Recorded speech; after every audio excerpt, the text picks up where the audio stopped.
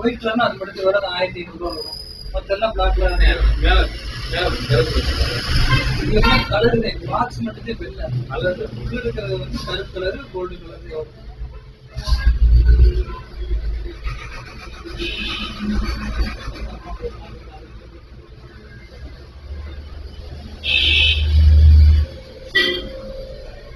சாயங்காலம் வருவானே இப்போ வந்தாலும் செகண்ட்ல கீழே இருக்கா பஸ் ஸ்டாண்ட் முன்னாடி